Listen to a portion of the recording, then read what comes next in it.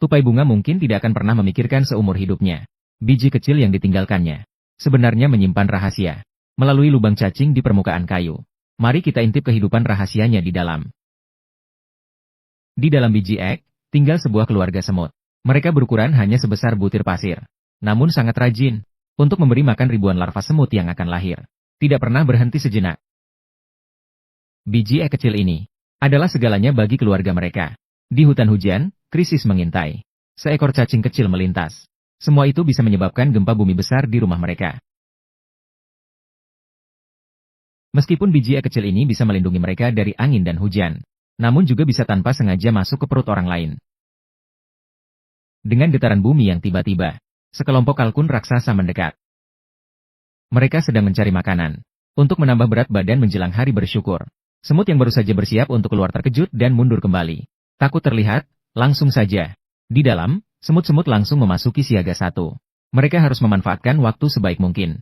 Menempatkan larva dengan baik. Bersiap-siap untuk menyambut gelombang serangan pertama. Dalam ketidakberuntungan, ada keberuntungan.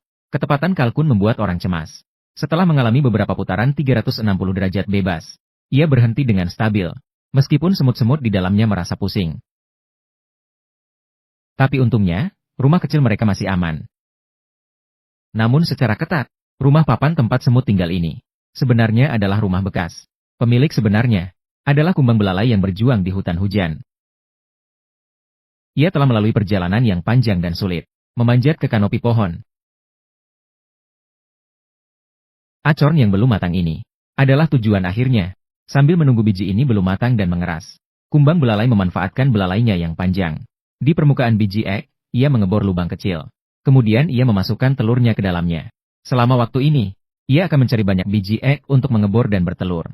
Di dalam biji ek, ia menempatkan telur. Ini setara dengan sebuah apartemen untuk anak.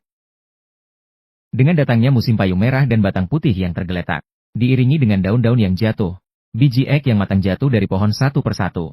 Mereka menghantam berbagai sudut di hutan.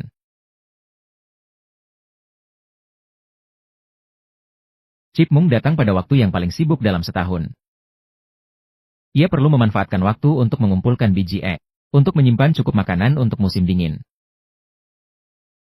Kumbang belalai telah menempatkan telurnya di dalam biji ek. Telur tersebut juga telah menetas lebih awal. Mereka sudah siap untuk keluar dari cangkangnya. Ia mengosongkan seluruh biji ek. Ia memakan dirinya sendiri hingga menjadi gemuk. Ia yang gemuk berusaha keras untuk keluar dari pintu cangkang.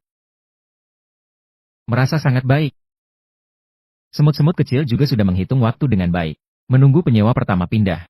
Mereka bisa mendapatkan rumah besar secara gratis. Dan jenis biji ek yang telah dikosongkan ini tidak ada gunanya bagi tupai. Hanya bisa ditinggalkan dengan pasrah.